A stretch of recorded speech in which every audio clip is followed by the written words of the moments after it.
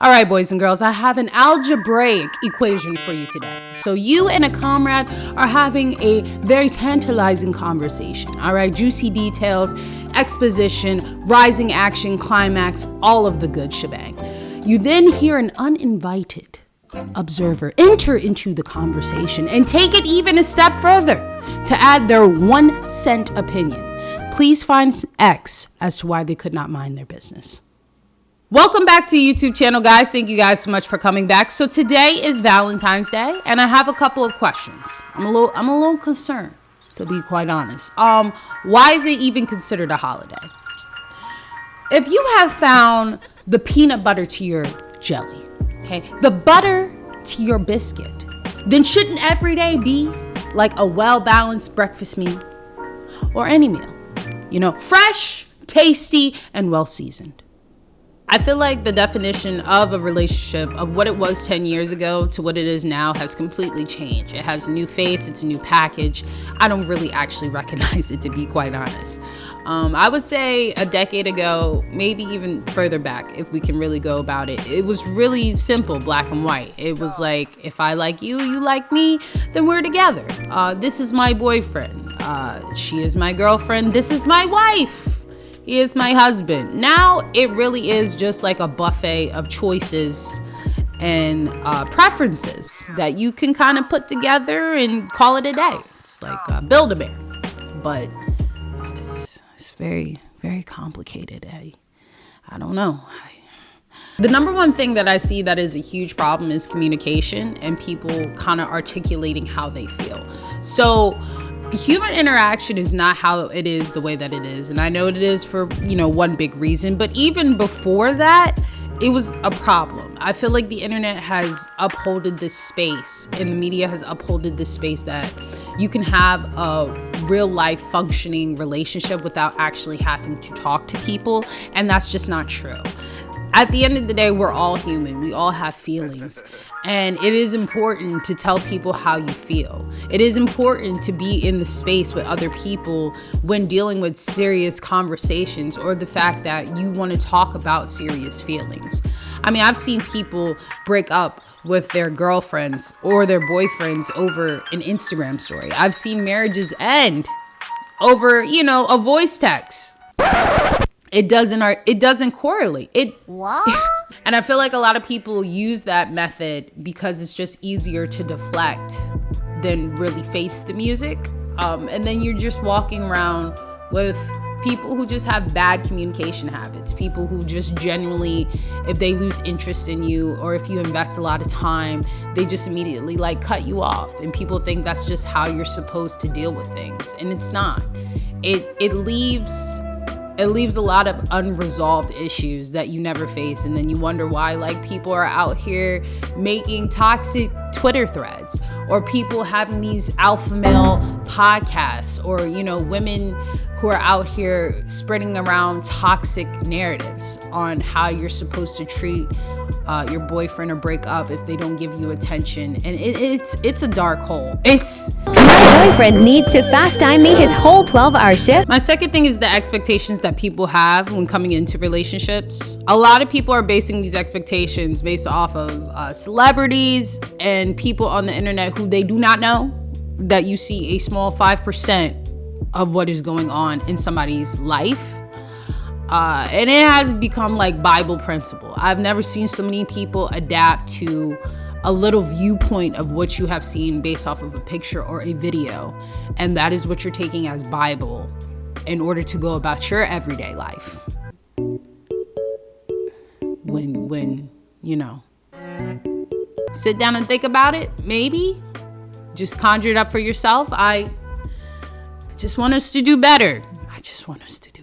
The praise that comes from celebrity marriages, celebrity friendships, the way that you hear about stories of, people who have been in relationships for 10 years and it was toxic and abusive, but they stay because, of the money or the fact that, they try to prolong for the long run. It's not healthy. It ain't it. I don't care what you say. It ain't it. At the end of the day, you have to do what's best for you. You have to find what works for you. And the only way you're going to do that is to go out and figure it out for yourself. You have to know and focus on what's best for you. You have to know your boundaries. You have to know what you can take emotionally. You have to know for yourself. You cannot compare it to somebody else. As great as it is and as wonderful as it looks, you truly do not know what lies underneath. The grass is not always green on the other side. The last thing that I want to talk about is complacent versus contentment. And I feel like this is really why relationships have been so hard for a lot of people, and why they have been so stressful, and why a lot of people have painted them in this light that, it's too much work, or you don't have to put in enough work. So being complacent essentially is like, you don't want to do any more than what is enough, right? It's kind of like being lazy to a degree. It's really when you're focused on yourself and that's it.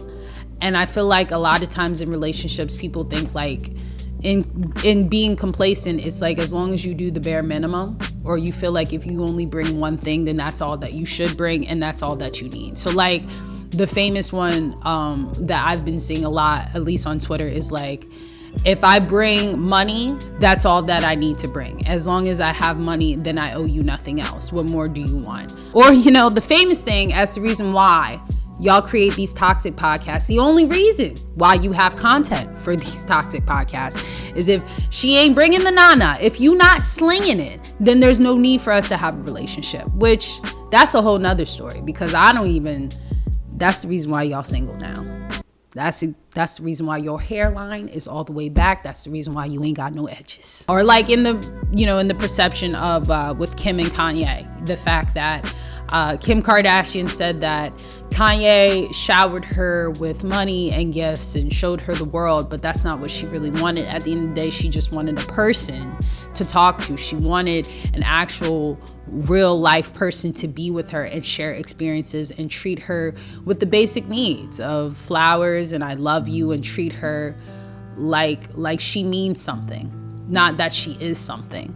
Contentment is when you are happy with what you have and you work with what you have and you don't see any higher or less value in it. You are just grateful and appreciative and you take it for what it is. Not saying that that's overall a bad thing, and it doesn't mean that you're settling. It just really means that you have looked at something or dealt with something and you are grateful for where it is, and you just see the value and the worth that it is. And I feel like that's what people are truly missing in a lot of their relationships, is that things are good, but you have seen other people or use comparison and you think it should be something more, or you're trying to demand more out of a person that they cannot give right now or give ever, really, depending on the context. And it just has really created this monstrous idea that it has to be full top 10%. Sorry, that was my turkey bacon. Has really created this monstrous idea that everything has to be fully top 10% all the time, that the full package always has to come together, that you have to bring everything and then some to the table, and if not, then you're nothing. And that's not entirely true. I feel like at the end of the day, you have to meet people where they're at and build upon that. Not saying that you have to stay there. If there really are an ain't shit of a person, then leave. That's another thing. You can always leave. You can always go. Just go. Do better. Walk away. It really is. I feel like that's the basis of how most friendships and relationships are now, is that you focus on one thing. If you can't give me this one thing, if I'm not satisfied with the one thing that's most important to me, then you're not important to me. A word, I'm telling you. And, a relationship is give and take. It's two sides, two perceptions coming to an equal meeting ground. That's the whole point. That's what makes it a relationship. It's a shared experience. It's something that is you give and another person gives, and that you guys both build together. Being content in life, it's a great thing. Being content in life, it's a beautiful thing, because you appreciate things for what they are. You are grateful. it's gratitude. And I feel like that's the true definition of having a loving relationship or a friendship or whatever it is that you have gratitude, you have thanks, and you see things for what they are in your present. And you're not so focused on trying to build an unexpected reality. You're just focused on the now and the present. And that's the only way that you can progress. So yeah, thanks for coming to my TED Talk. That's all I have for you guys today. Thank you guys so much for watching the video. Please comment, like, and subscribe. Have a great Valentine's Day. You know, whether that's by yourself, with your spouse, with your girlfriend, with whomever, with the sneaky link, I don't know. Just love yourself always. Put yourself in a position that is best for you. Love other people, respect other people. Mind your business and realize that your path and journey of a relationship and the value of what you have is no different than somebody else's. It's okay. We all don't have to be on the same page. And I'll catch you guys in the next one. Bye.